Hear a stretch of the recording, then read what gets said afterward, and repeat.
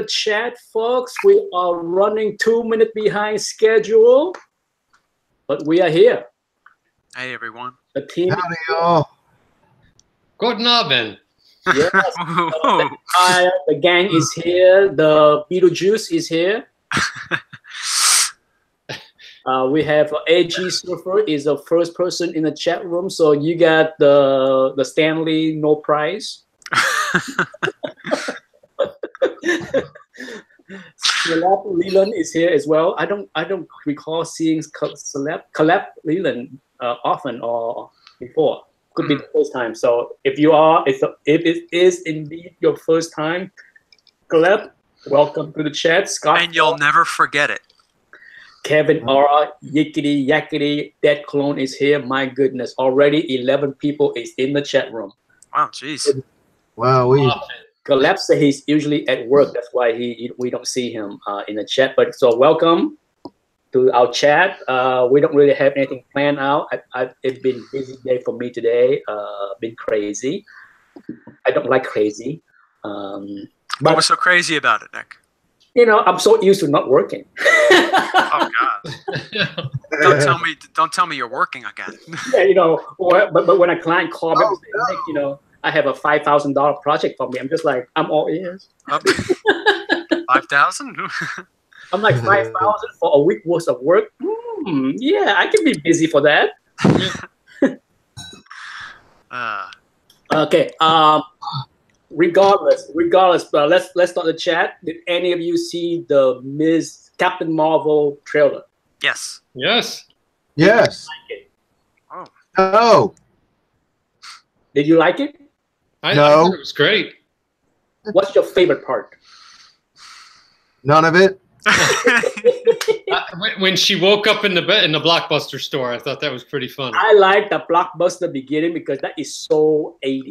Yeah, Yeah, 80s and yes. 90s, yeah. 90s, yeah. I still have my Blockbuster card. So do I. From I'm 1997. a proud owner of the Blockbuster card. But my favorite. Spending a Friday night doing that is something that people now just they miss, and a lot of people say, "Oh, it's just so much easier going to Netflix." But there was something about going out, and it was almost like going to the movies because they even had popcorn and candy and all that, and you'd see other people you knew, and you could talk to people, and you could ask the people in the store, and some of the stores would have like Ethan's hot pick of the week, and it'd have a video sitting on the counter, and maybe you found out I liked Ethan's picks, so I'm gonna watch Ethan's movies. I remember Blockbuster Video near me had the best horror selection I've ever seen. Oh yeah, They had all these obscure horror movies that I never even knew about. Like that was when I was introduced to movies like Last House on the Left, House on the Edge of the Park, The Dorm That Dripped Blood. Yeah. I mean, was I the only one that actually enjoyed that movie? No. Such a thing called Last House on the Left. Well, hey, true to form, this is going to shock a lot of people, but it's 100% true. I have never rented a videotape in my life. OMG. So that's how far back my disconnect from the world around me has been. I have literally never rented a videotape in my life. You might be the only person I know that's 40 years old and above that have never done it. Do any of you remember when you had to pay for subscription services at the local before Blockbuster, the local video stores, like a Dr. Video or something like that? It cost like $80 a year for you to rent there. I remember vaguely something like that, but I mean, it didn't last long. Yeah, I remember. For me, Blockbuster was a big deal as well because it was like the weekend thing with the Kellys. When the weekend come around, me and their kids. The Kelly had two sons that were staying at home with us at the same time. So we would go to Blockbuster. I would get, we would get like 3 or 4 movies for the weekend. And of course, the older son, at the time, I was 16. The other son was 16 and the older one was like 19. So he would sneak in an X-rated movie. Oh. And it was like, and we're like, ooh, can we get to see that too? No. Like, oh my God, what's happening to me? No. I don't know. The rest of that weekend got weird. I have some fun story to tell about the Kelly. You know, the Kelly son, the oldest son, the 19-year-old one. He's a really good-looking guy. He's like, you know, played football, played basketball, 2-star sport in high school, homecoming king. You know, right? I already hate him. Yeah, and he dated the most beautiful freshman in the whole school, right? Well, I didn't date him, but I screwed him. John, that's not surprising. I think you screwed up just about everybody. And in his freshman year in college, he come home all the time, right? And she was in the same grade as me. So she was sophomore. Yeah, she's a sophomore. I'm a sophomore. He was a freshman in college, and he come home every weekend. And my job, my duty at home was to keep an eye out on them. The Kelly instruction was never let them be in the room by themselves. So yeah. He's like, I'm like, here I am, 16, 17. I'm like, I'm not gonna babysit these two kissy kind of thing. It's gross. So one time, Mrs. Kelly was somewhere else. She called home. She's like, Nick, where is Dan? I'm like, oh, he's in the room. With who? With, you know, her, and she's just like, is the door closed? I'm like, yes. Get him on the phone. Get him on the phone. Yeah, it sounds like there's a couple farm animals in there too. Oh my God. Oh my God. Did I get yelled at on that day? Like, don't you ever do that again. Your job is to make sure they don't go in the room and close the door. Well, it's a good thing he's not a Supreme Court justice nominee. Actually, it's a good thing I'm not a Supreme Court judge nominee, because they'd have weeded me out a long time ago. I don't know. And someday you might have your votes. Yeah, I can never run for office because I would be the first guy to say that I inhale. I enjoyed it. Yeah, I could not run for office either. I had a few run-ins when I was a teen. I inhaled, I gulped, I licked, I lapped, I he watched. I rated, I climbed, I did everything imaginable. So, but I should still run for mayor of this town. There you go. You think you'll win? In a parallel universe, yes. On Earth too. Yeah, on Earth too, Anthony. Yeah, I'll win. Yeah, we have a whole bunch of new people in the chat room. We have Brandon Stoinskis. I never seen him before. 71 King is here, as well as TV Casualty, and then Martin Godoy. New omnibus for Conan. I have no idea. What? Oh, Doc Banchira, did you hear that? They are trying to bring back Red Sonja for the movie. Yeah, I heard something like that. Yeah, I saw a blurb on it. I was mildly excited until I hear. Yeah, because there was actually somebody tied to it that was good, a good director, wasn't it? No, well, it's Bryan Singer, the X-Men director. Never mind, I take that back. I'm like, Bryan Singer. Is Bryan Singer the one that had all those underage boys at a pool party? Exactly. He has all kind of. No one cared about that. Yeah, he's not. That's normally yes. That's who you want directing a Red Sonja movie, right? Yeah, I mean, so yeah, I don't see it happening. Oh, girls! I don't think he was like one of my old crew. I don't think he's looking at the girls, Patrick. Yeah, he want his script would be, I want Red Sonja with a younger boy named Conan. I got just a guy we can cast. He cleans my pool. And other things. Yes, he handles a hose like you wouldn't believe. Back to Captain Marvel trailer. It was okay, but trailer I was not all jazzed and all. I do like the part underwater where she had that that mask on that was like bluish. Yeah, that was badass. When I saw that with the helmet and the hair, the mohawk thing, I'm just like, yeah. So I like that part. I also like the part when she walked with the 2 or 3 other. they look like Kree people. Like the Kree team, the Force, whatever they want to call it. I don't know. Star Force. Yeah. The Star Force. I mean the Green Lantern Corps. Well, my whole thing was I like the trailer as a whole.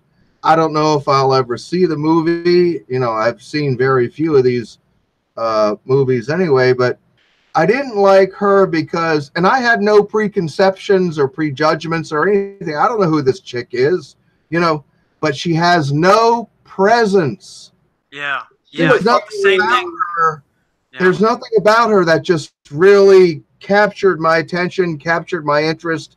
Nothing about her face, nothing about her voice, nothing about just anything at all. She's just some chick. I could go up here to my grocery store 2 blocks away and meet a chick like that.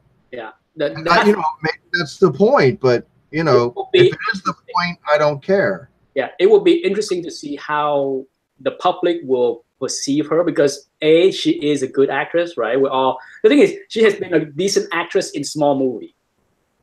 As far as big movie, King Kong, come on. I don't even know who she is. I mean, I don't know. Yeah, she's in the movie Room.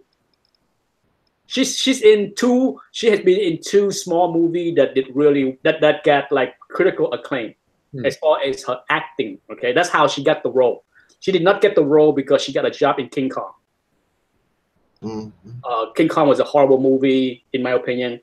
But she was underwhelming in that movie. But that whole movie is underwhelming, you know. So it will be interesting for sure. No doubt, she's not. You know, it's gonna be. There's no way to say this without coming across wrong in this PC world that we live in. But she's not. She doesn't have that striking beauty, right? That we are spoiled with superhero movies like with Gal Gadot, right? Yeah, or Black Widow. You can say whatever you want about Gal, that she's too skinny or she's not muscular enough. I think she's perfect. But come on, neck up, she's just stunning. Okay, she's with that hair flowing, she's gorgeous, stunningly beautiful. So. All right. So yeah, Brie Larson doesn't have that stunning Hollywood beauty look, you know. So we'll see. We'll see how the public will accept her or not. I don't know. Like I said, I don't know, to be honest. Well, I hope everything goes well with the film. You know, I don't. I'm sure it will.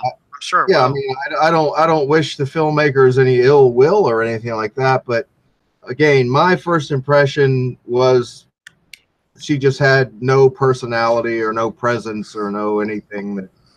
Yeah, I think I don't think you are alone in that. You know, I mean, we live in a world where beauty matters. It's just one of those things where, back to my thing, Anthony, about, you know, men are not from Mars, women are not from Venus, we're still from freaking cave. That's right. Like it or not, they don't put ugly people on TV. You know where they put ugly people? On YouTube.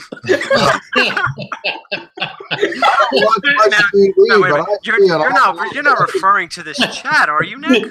Because you mean other YouTube channels, right? Yeah. I've heard. Yeah. Because look at these faces. I mean, look at this angular face. Look at that. I mean, I swear, if like a casting director saw all this, they would want to recast us in a remake of Taxi, the TV series. And just think of all the beautiful people we could play on that show. Yeah, you know. So yeah, and then as far as the news today about how Marvel plan to do a Loki TV show, what the hell was that? I don't know. I saw that. Loki and the Scarlet Witch. Yeah, I briefly heard something about Loki. I think it's a misdirection. A red herring? Because, you know, Kevin Feige and Marvel and Disney has been so good at keeping secrets. Here we are having both of those characters die or vaporize in the movie, right? Yeah. Why would you name those two? It's like, oh yeah, we're gonna put our show something like characters like Loki and Scarlet Witch with their own show. They could have thrown out. I just think it's a game that Kevin Feige is playing. I'm not saying that it can or cannot happen. I'm just saying that to me, it's a misdirection game that he's saying, because for all we know, it could be Moon Knight. You know, it's just like, why would you name two dead characters? Out of all the characters that they can name, they named two dead ones, right? Oh, one dead, one ashed. But still, the question that many people have is, one ashed. Yeah, who's coming back? Who's word? I just made it up, I guess. Yeah, vaporized. You know, like I said, it's kind of silly. So to me, I don't buy. Plus, Tom Hiddleston, you think he's gonna be like, I'm gonna waste my time doing a Netflix-like show? Yeah, I don't think so. I think Miss. If you write a big enough check, I think he'd do anything. Right, John, you should know. Will you do anything? Huh? I should know what? What? Anthony, seriously, what? I'm teasing. I totally missed it. Is that a good thing? Probably. I'll catch it on the rewind. Yeah. Yeah, I don't know. Like I said, I don't know. Personally, I don't really care. You know, the way I see it is, if you give me, there's so many good shows on TV that, you know, I'm not running out of choices. Yeah. You know, it makes you wonder, though. I mean, here we are in the middle of September, and have you heard very much about Disney's new service that they're going to launch? No. We're months away, right? Shouldn't they be, like, all kinds of stuff on that?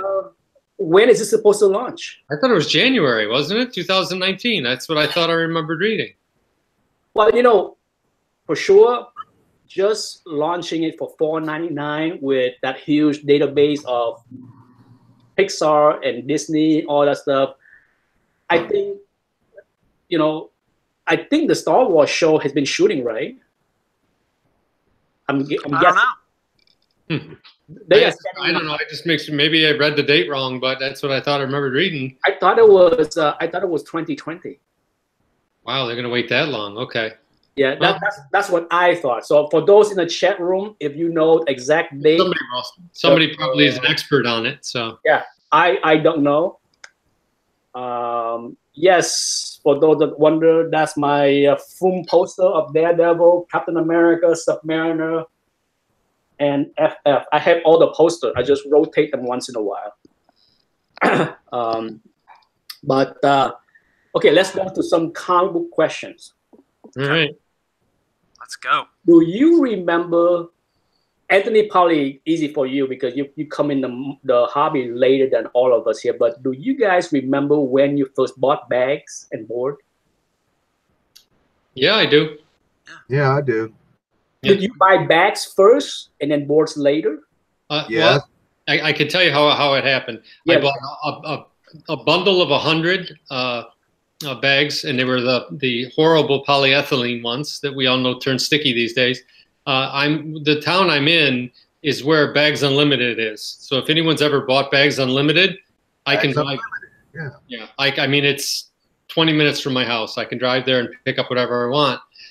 So I got just 100 of them, and I only bought them just to put my X-Men collection in. Mm-hmm. And then I was at one of those up here. They used to have these weird comic shows, comic and card shows, where they would like rent out one of the dining halls in like a Marriott, and you would get all these kind of slimy dealers that didn't have stores, beat up boxes and all that stuff. But one of the guys was the first one I remember seeing. He had boards out, and this would have been like 1986, 87 probably. And I bought 100 boards from him, and I didn't realize that you're supposed to stick them inside the bag. So what I did is every like 3 or 4 books I was sticking them in to keep your books from that weird slump they used to get in the long box. So it made me laugh because they stayed that way for 30 years until I went through the rebag and boarding process back in 2015, I think.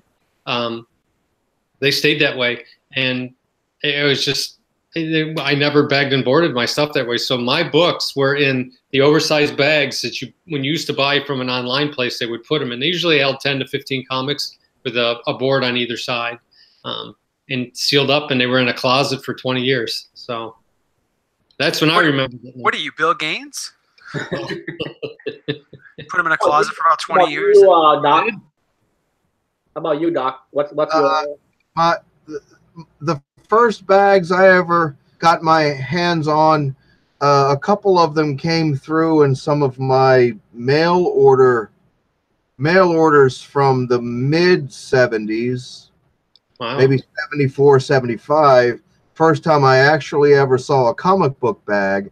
But I bought my first bags in probably 1976 from my friend Tony from Wolfhead Comics, the first comic book dealer I ever met and I ever knew. And he would sell them to me for 10 cents a piece. And, you know, my money was so concentrated on the books themselves that it wasn't uncommon for me to buy 5 bags or 10 bags or something like that. So those were the first bags. And I would have to say that was probably 1976. How about boards? Boards came in maybe 1978 or 79. Really? And it was the same way. It was through Tony. Wandered down to his stand at the flea market on Sunday, and all of a sudden he had all these new. The boxes were all new. All the what we call long boxes now. They just looked like wine boxes or something back then. Yeah. But everything was all new, and I visually I recognized it right away, and then once I started looking, I saw that all the books were boarded, because before that time, Tony had all of his books, or the premium books, for lack of a better word, were up on the table, on top of the table. They were all bagged, but they weren't boarded. Yeah. All of the bargain bin stuff, the 3 for $1 stuff, was down under the table, and that wasn't even bagged. So when I walked up and I kind of saw what was going on, like, oh my goodness, what's this all about? And then he showed me, and he had his stamp on the back of the board.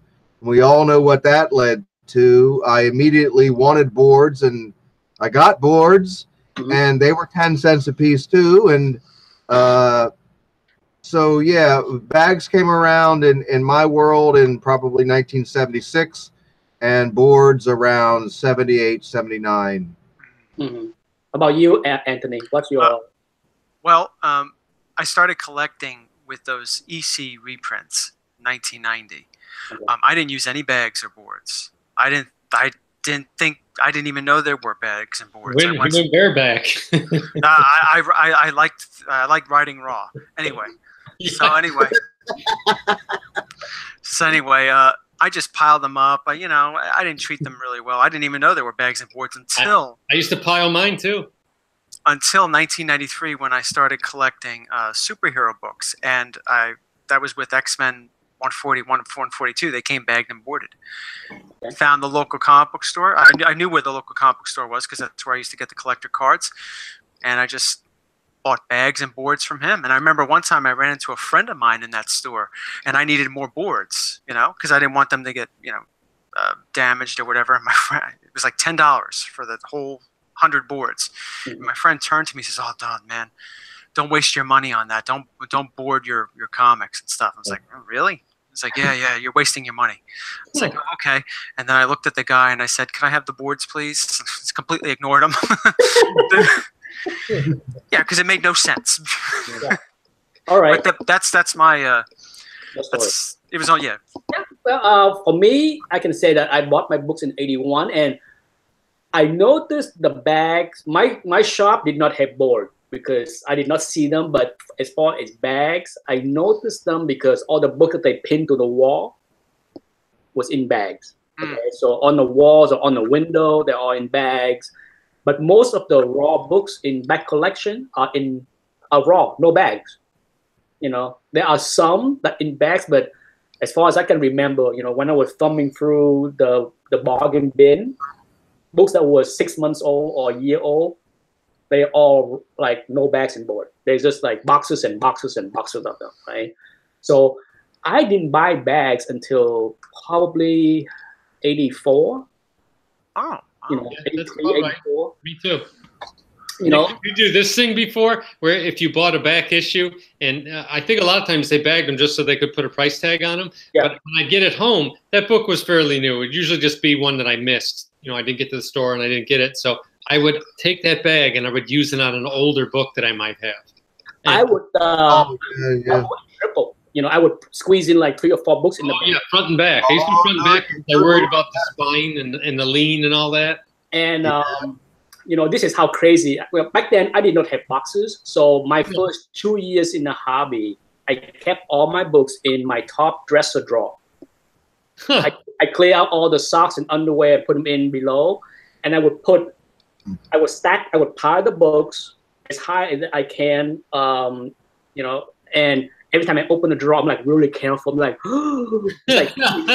it's like the holy grail. Like, did it shine gold when you opened up the drawer? Like shine. Yeah, it's like the latest video. Yeah, yeah, like Pat's. Yeah, like Pat's video. Yeah. You know, and well, my go ahead, Nick. Go ahead. You know, and because I was so anal with my books already that I didn't want to open it real quick and jar them and knock them and thing up. So I'm like really slow, like pull, like woo. and true story. One time I came home from school and one of the Kelly younger son went to my drawer and took all my books out. Ooh. And laid them all over the floor, and he was reading them, right? And I burst into tears. I was weeping like a little child.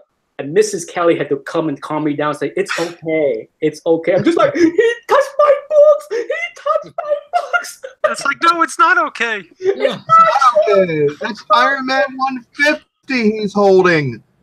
But yeah, it was crazy. I remember like bursting into tears when I came home and walked into my room and all my books are spread out on the floor. I'm just like, what the hell? Cheeseburger, French fries. Yeah, I'm like, how dare you? He's biting into the burger, the ketchup squirting into the other side. Yeah, so that was it. And then as far as backing board, I did not buy my backing board until I was in college. You know, like after 85, because I remember when I go to college and when I decide that I need to protect them even more. Yep. Because I'm no longer, you know, that's when I start to buy boxes. I didn't buy boxes yet. I use other boxes. I use like liquor boxes or whatever. So it's laying around. But I start to stack them upright. Yeah. That's when I buy backing board, because to me, I'm just like, you know, when they had the backing board, they kind of flimsy and bending and all that stuff. I'm just like, no, I gotta buy backing board. So that's when I splurged and bought my first backing board. Was like around 85. Yeah. I remember. I'm old. Goodness gracious.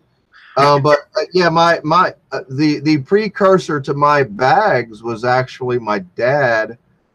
Back in around the 20 and 25 cent era, brought home a box full of these plastic sleeves that you put in a 3-ring binder. Yep. Yeah. All the 8.5 by 11 paper. Yeah. And I would put, you know, 4 or 5 or how many ever books into those plastic sleeves. So I have my dad to thank yet again for some more comic book stuff in my life. He was the one that actually brought me my first protection, you know, for my books in that form. Yeah. Thank you, Dad. I remember when I would go to those little mini cons and, you know, the books came already bagged and boarded. I remember I got this funky bag. I was like, it was so different than all the other bags I was buying. I was like, what the hell is this? And I was like, oh, I don't want my comic book in this. So I quickly took that bag out and switched it for one of the bags that, you know, I was buying. Turns out that was my very first Mylar. I was like, what? I didn't know what the hell it was. I was like, why does it feel this way? My first one that made that weird crinkly sound like a potato chip bag. I thought, that's inferior garbage. I threw it out. I was like, this is not. Where's that polyethylene that's so soft and smooth like butter? Slip your book in it. Here, I'm going to doom you, little book. Here you go into plastic hell. Speaking of bags, though, back then I used to love the bags that already had the pre-tape on them. Oh, yeah. I used to love. It's like, wow, I don't have to get tape. I don't have to tape it. These are great. And every time I would put my best comic books in those. Yeah. And then it wasn't until years later I'm like, oh my god, I couldn't believe I used to do this. That's like a tape pull ready to happen. Yeah. It happened many times. Oh man, I had tape pull on. Here's another question. Anthony already answered that as far as tape pull on his books. Okay, I can tell you over my lifetime, I have done it twice. Once. Okay, twice, and I was horrified. And one of them was those bags, Anthony, those seal things. Yeah. I'm just like, what? That happened once, and I tossed every single one of them out. That's it. You're out. 4 bags, you are leaving my collection. Don't ever come back here. Do you want to hear what book I got a tape pull on from that? Yeah. Up until a few years ago, I still had the bag. Incredible Hulk 181. Oh my god! Right near the part where it said Wendigo. Oh. It caught on and it tore a piece of that right off, and it was stuck on the tape for all these years. My original copy that I sold years ago. I should have kept it. I probably could have sold it for $1,000 today. But, I can tell you, ruin that magnificent cover. I know you love it, John. I know it. I know you. When you were drinking, I thought that it was going to, splash right out of your mouth when I said that. Well, one of like a fountain. Is X-Men 8. Ooh, yikes! It's a one to remember. X-Men 8. It was hideously. Wow. I mean, I remember when that happened. Just like X-Men 8. My God, what did you do? I'm like, it's one of those moments where the moment it happened, I break into like sweats. It's just like, oh, how? It's just like, what did you do? But yeah, it's a horrific moment. How about you, Patrick? Well, I had a close call, I'd call it. Back when in 90, I think it was 89, 90, where I started bagging and boarding everything. Because like you, I finally bought boxes and I put everything upright. And I quickly learned upright means everything slumps. So I fixed them. Those books sat like that until I reboarded and bagged everything in 2014, 15. Wow. That's amazing, bud. Yeah. One of the ones I lifted as I was taking the book out, it snagged, I'd call it. But the tape was so crappy that it had lost its adhesiveness. Yeah, it was more like it didn't tape pull, it kind of tape smeared. It looked like a snail it crawled on the book. So, never fail. I got out my, what's that stuff called, Nick? It's spelled funny. It's like Goo Gone, only it comes in a little bottle. You had a video on it. Undo. I whipped out my bottle of Undo and a cotton ball, and I fixed it. And then from then on, I took scissors and I cut every bag because that tape, I had realized, had broken down so bad that it just had oozed on the side of where the strip was. So it was some kind of cheap dollar store tape. So pay for the archival tape. It's worth it.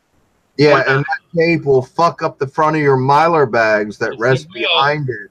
The one I've been streaking this for years, folks. Yeah. You have to use like a metal ruler to separate your books. It's like having to spray 2 dogs in heat with a hose.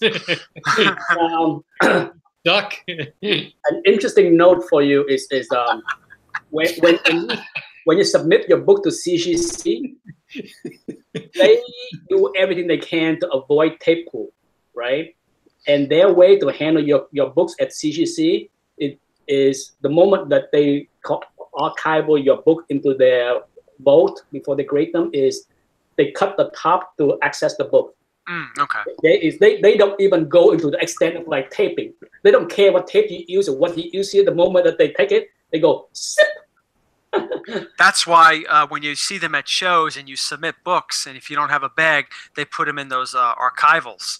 Yeah, they don't have to be bothered with pulling the flap open. It's exactly. Open, out. That's why people's like, oh, what happened to all the bags that you sent to CCC? They go in the garbage because they cut them up. Where they belong.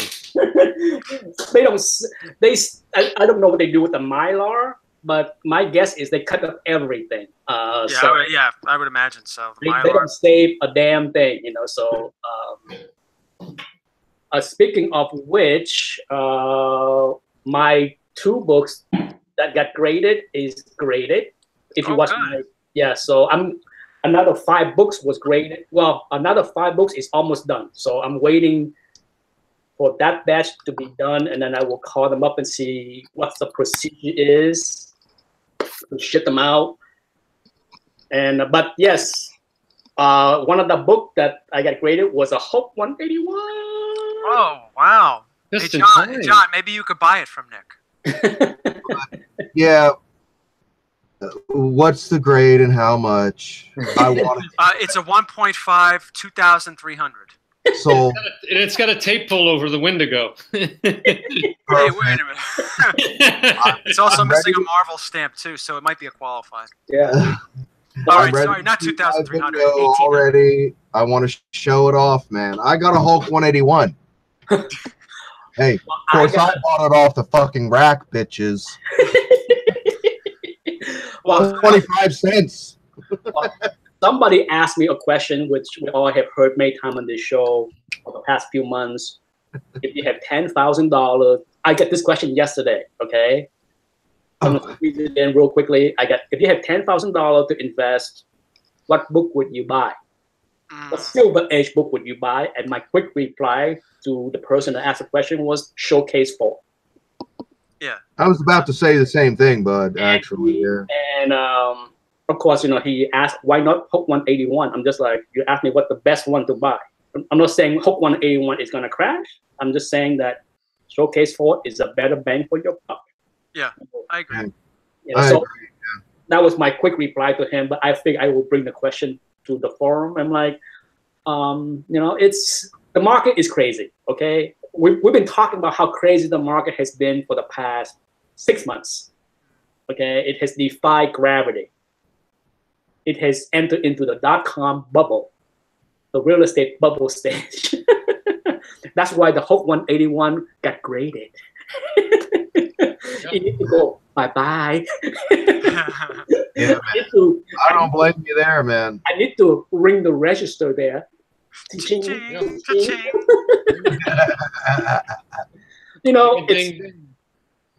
It's nothing wrong with selling multiples if you have it. It's heck, if somebody's willing to give me top dollar for my 9.4, it will go bye-bye too. There you go, John. 9.4. There you go, John. You can have. Let me cancel my driveway repaving. And I'll get back to you, Nick, with the text. Right. Yeah. All right. If you drive down to Florida, I will hand deliver it to you. He'll also take you out for lunch. Yeah, I will take you out for lunch. Believe it or not. You like McDonald's? I do. Speaking of something crazy like that, years ago, I knew a guy that had a AF-15 7.0. And I wanted to buy the book from him. Okay, this is after I sold my 6.5 copy, and I was able to obtain my Grail, and I'm back in the mode of reacquiring an AF-15. So there was a guy with a book, and he was trust me, I wish he said yes, because it was like 30,000. Okay, something cheap. It was. You're talking 6-7 years ago. So the book hasn't gone crazy yet. And he was wavering like, I'm not sure. And I made an offer. I'm like, dude, if you agree at this price, this is what I will do. I will send you a plane ticket to Sarasota for you to enjoy the beach. Wow. Right down here, hand deliver that book, and I will go to the bank with you, get you the money, and then you can enjoy the beach and stay for a couple of days. That was my offer. I'm like, I will buy a ticket, fly you down here. Wow. Yeah, that's pretty good. It was a 7.0, and his asking price that he was wavering on was like 34,000 or something like that. And I'm just like, I will buy you a plane ticket. That's an extra 300. Come on down, enjoy the sunshine. Yeah, really? Well, that book is, if you know the market, that book is over 100 grand now. Yeah. So, and hopefully he did the wise thing and hold on to it instead of selling it to a schmuck like me. But yeah, that was my induce to buy a book. So Doc, come on down. He'll buy you, yeah. All right, yeah. Give me a Big Mac, Fries. I will cook you some good chicken wing. Okay, all right. How about it? You got any local whores or anything? Yeah, let's cut right to the chase. Screw the book. Screw the food. Where's the party? Yeah, I need some young whores thrown in there, man. Okay. Sadly, Sarasota that was the moment of the chat, everybody. Yeah. That was. Sadly, Sarasota is not that kind of place. There's a lot of. That's the title, Nick. I think we discovered the title for this week's chat. Doc needs young whores. The average age. I kind of like them a little fat too. So. The average age. He's learning all kinds of stuff tonight. The bigger the cushion, the easier the push. Whoa. Yeah. Well, Sweeter the pushing.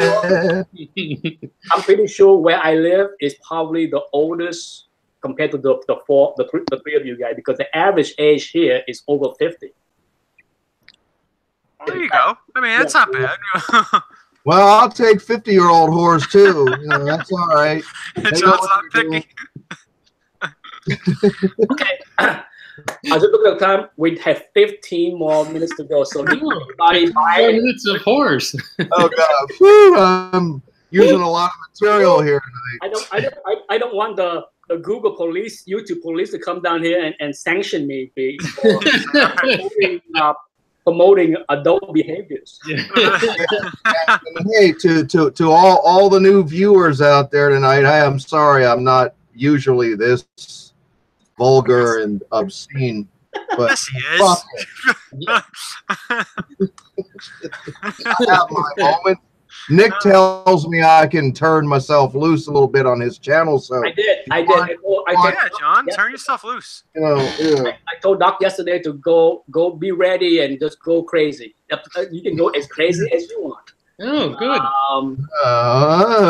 It's your turn now, Patrick. You need to. John is stripping and do dancing next. Huh? Belts and fishnet stockings. So, What? how's the house renovation going?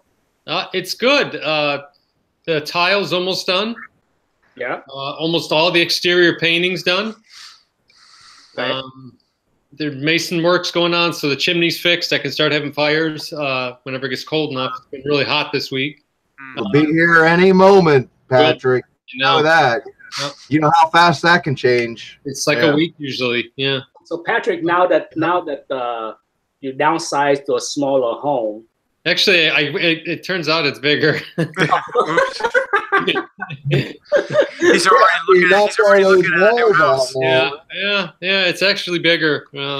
So anyway, the taxes got downsized. Oh, there you go. That's always a plus. And hopefully you pocket some extra change in your pocket after you sold the other house and moved to this. Yep. Yeah. Most definitely. Yeah. That's the only way. And tell you, when it comes down to house flipping, I always tell people, if you sold a house and move into an expensive one, that's the wrong way. Mm-hmm. Yeah. Okay? Yeah. Oh yeah. That's not how you build equity. No. It's the people I know that keep upgrading up. I'm just like, you're always in debt, in bigger debt every time. I'm just like, that's. Nick, didn't you say that when you sell your house, you might be going into one of those 55 and older communities? You betcha. That's yeah, but you said that, right? Like in a few years. Is that what you were considering doing, or is that just No. What for sure? If we move out of this house, if we sell this house, we're not buying another house. Yeah. We will buy a condo. And whether that condo is in a community or not, my wife and I definitely will downsize, and we are no longer a homeowner that deal with lawn care and hurricane and insurance and blah blah blah. No, we're just gonna buy a condo. Trees. We don't need 4-bedroom. We're gonna go down to a 2-bedroom. So maybe in 10 years, you know. But if and when that happens, we will do that. You know, even if we don't live in Florida, a lot can happen 10 years from now, depending on where Anthony moved to. We decide that, you know, we might follow him wherever he is, if he wish. If that's the case, where, you know, we are moving to Massachusetts because he goes to school in Massachusetts or wherever, we will sell this house and buy a condo so that we can come back and stay whenever we want to. And then we might even rent. You know, I am not an opposer of rental. I think a lot of people are so obsessed with home ownership that to me it's just like, it's not the be-all thing in life. I don't need to, you know, I have a lot of friends that's like, I need to own a home. And I'm like, if you can't, don't. You know, it's not like, oh, you know, somehow it built into American dream that, you know, that's like the ultimate American dream is to be a homeowner. I'm just like, and to be in debt. I don't think so, you know, but that's me. I'm sure many people disagree. That's why we have a lot of homeowners. But for me, it's just like, I am an accountant / financial person. So I do the math. If the math say renting is better than owning, I'm doing that. Okay. So it's never a good time to always own. You know what I mean? So heck, if anybody wants to buy a home right now, I would say don't do it. It's way high. Rent. Yeah. Buy and renovate. Yeah, or do a fixer upper like Patrick, but you know. Bought the ugliest house on the prettiest street. Yeah, exactly. Guess what? This was the ugliest house on my street when I bought it 9 years ago. I bought this house in 2009 at the bottom of the market. So that's the way to do it, okay? But right now, if somebody say, I gotta buy something because I got money burning in my pocket, I'm like, don't do it. Because as we all know in 2009 and 2010, a house can get cut by a half. Yeah. Yeah, so yeah, it's not a good investment. It's not a must own, nothing. Okay, so you can lose money the hard way in the house as well. So it's not, that's why, you know, I'm not a big fan of like, you gotta own a home. No, don't have to. It's 7:50. As far as, before we go, anybody bought anything that they want to share? After the show. Yeah, I didn't buy anything, but I did 2 videos this week, a bunch of stuff I got back.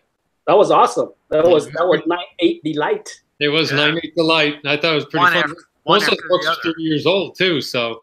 Yeah, it's forget about Afternoon Delight. It was 9/8 Delight. I let Mike out long enough. I unchained him long enough to do a couple videos. Yeah.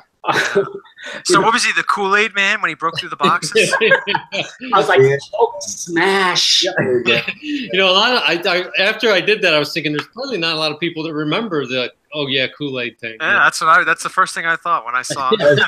I got it immediately. Yeah.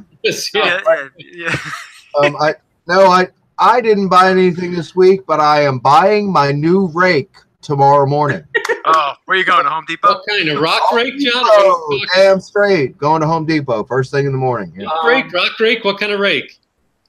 Well, I thought about it and thought about it.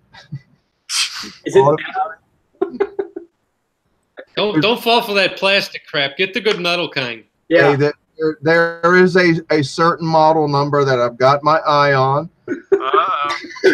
I checked the stock of my local Home Depot, and they have several on hand.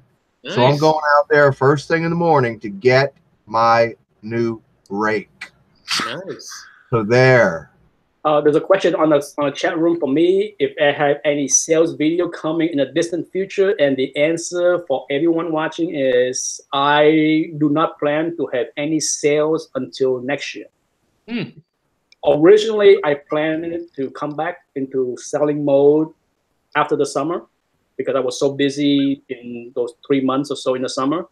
But I sold so much outside of YouTube in the past 3 months, so much that I had said that no more.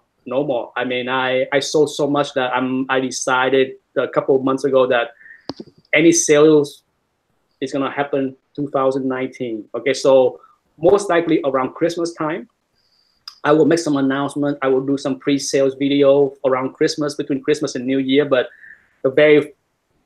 most likely the first sales is going to be after the New Year, because I sold so much that even this week I sold a bunch more on eBay. For those that, speak of eBay, you get 10% off tonight. Okay? There's a 10% coupon thing on eBay until tomorrow night. So if you use an iPhone, well, it's not 10% off. It's 10% eBay bucks. Yeah. Of course, I could not find anything to buy yesterday or today. Being a snob again. I know. I'm like, I only want $1,000 books, mommy. I only want AF-15. Yes. The Involuntary Earl 181. I know. What it's all about, man. But yeah, what life is all about. You know what else is though really, really hot? I mean, you probably already know this. What's really selling like crazy is that Marvel Superheroes 13. Yeah. That's another one that's just spiking to like crazy proportions. Yeah. You know something else? I don't know. think, Anthony, we talked about this week a little with Mike too. Whatever. It seems like all the really hot books are migrating away from eBay. eBay's kind of just like where everyone throws their chum, and like either it's on Facebook or Instagram or Comic Link or somewhere like that. It seems like the really hot books, that's where they're all migrating to. At least it seems from my point of view. You know, I'm talking keys. I'm not talking minor keys, but things, Fantastic Four 1, books like that. They're all migrating to these other services, and I don't know why that is. I don't know if it's a fee thing or what, but that may be the fees. Yeah, I mean, I'm not sure what it is. I just know it's happening. And I've been watching like some people trying to sell Fantastic Four 1 on Instagram and all that stuff. The prices for like low grades, like 2.0s, 2.5s, is like nuts. Yeah. I mean, a year ago, that book was less than half of what people are asking at that grade. Less than half of that. FF48's tripled in less than 8. Yeah, I think part of the reason why you see more books migrating to dealer site like high grade comics, like the one that I use, is because of the clientele that will pay. Yeah. There's a lot of non-paying bidders on eBay. Oh yeah. Yesterday, the guy said I bid on the wrong item. There are many books every week that I do on my Got to Have that get relisted. Yeah. I wouldn't say many, but I can guarantee you, usually at least one out of the 15 to 18 books that I Got to Have get relisted because no pay. So I think a lot of big books where people's like, for $5,000, I cannot deal with flex that make offers or bid on it and then renege. I'd rather go to a big dealer that have good clientele that will buy, that will pay. Yeah, man. And that's why I got my AF-15. Someone refused to pay for it when it was initially purchased on eBay, and I got it from I think that's the reason. And I know, luckily for me, okay, I can say with honesty that I have never had that issue.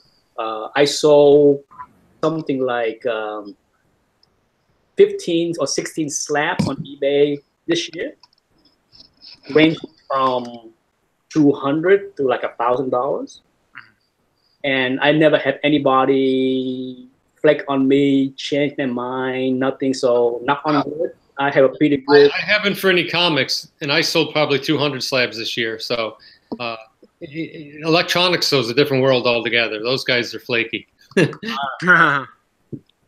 Yeah. So but that's my take on why people are migrating. Whether they are more successful on Instagram, I don't know. Personally, I cannot stand Instagram, so I have my bias against Instagram. So I don't buy or sell. I try to sell on Instagram. Oh, forget it. forget it. You know, I'm Forget it. yeah. I mean, if you're trying to sell big books, like the books that are hundreds of dollars more than that. Yeah, well, even the books that I try to sell on Instagram, I list them below eBay. Mm. Right? And I got no taker. All I got was, hey bro, give me. I got the hey bro. I got the hey bro. Come on, let's do this. Hey bro, it's my birthday. Give me a break. Man. Oh God, that's got to be one of the. Wants this. That's got to be one of the absolute worst things I've heard. Or, hey bro, how low can you go? Yeah. How low can you go? How low? Not low enough for you. So goodbye. Like back, low as your mom on her knees. Oh, my goodness gracious, Patrick! What the fuck? You see, I knew this guy was. He had something. I thought I was gonna wrap the chat up with some big bomb or whatever, and then here comes Patrick. Oh my goodness! I am the Patrick, man. Patrick just. You know what it is? It's just I get that message at least 3 times a week, and I can't stand it. How low will you go? I don't know. I would have listed it for that price, right? Why would I tell you how low? Why would I tell you that? And you want to know the combination to here's one with Instagram. Sometimes I'll get messages. People want to buy my books, and I don't sell anything on Instagram, and I say that, and they'll say, "Hey, man, can I convince you to sell this to me?" And I would say something like, "Well, no. I mean, you could find this on eBay." And I'm saying to myself, well, how much do you think I'm going to sell it for if it's going for on eBay? When they say, "Oh, I don't want to go on eBay; it's too expensive." I'm like, well, how much do you think I'm going to give it to you for? Yeah. Oh, it's too much money there. Well, too bad. Yeah, you want it or not? Yeah, you want it or you don't. I mean, what the Yeah, I offer 4 books on Instagram. Got no offer. All I got was how low would you go, bro? I put them on eBay.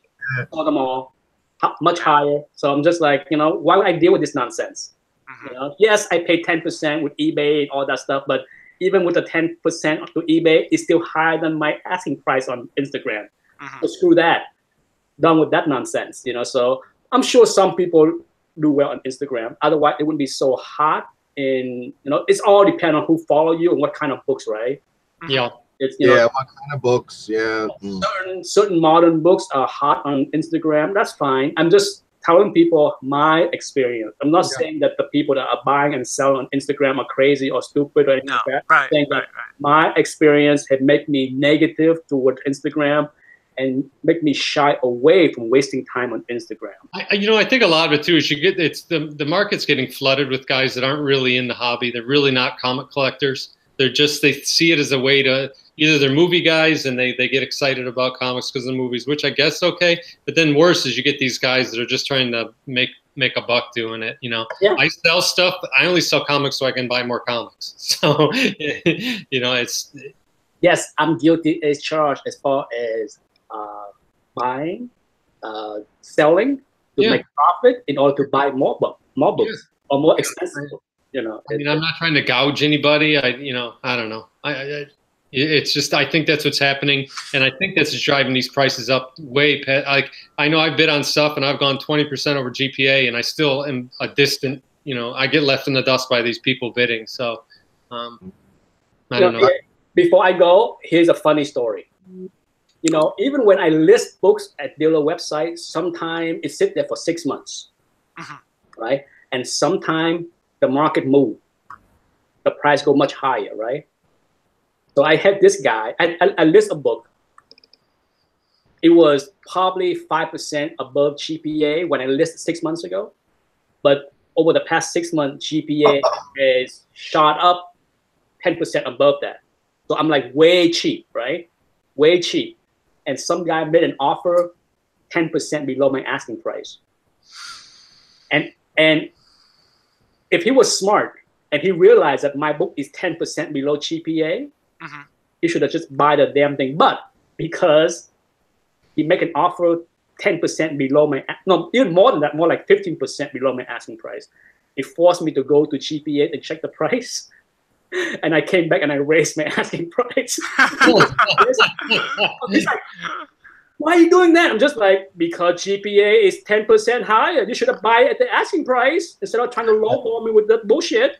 You know, it's. I mean, when I sell on eBay, I try to offer the books at fair price, and I usually do, and people buy. But I occasionally, this happened a couple of times. Someone bought a book that I was selling, and then I get an email from the guy. Oh, my account was hacked, and I don't know how somebody bought this. And I said, so somebody hacked your account to buy you a comic that's going to be shipped to you. Yeah. Okay, so the book that I was talking about, I listed at $450, right? The guy made an offer for $380. I checked on GPA, average $550. So I'm just like, dude, obviously you also have GPA because I know who you are. I know where you live. Do I look like a fucking moron to even agree to $380?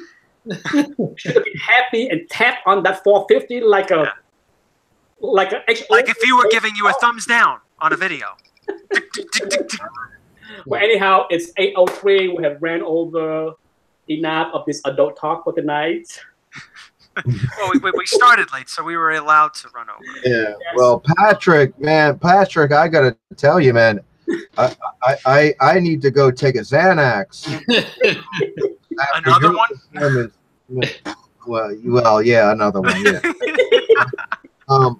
Bye, everybody. Take care. All right. See y'all. Bye.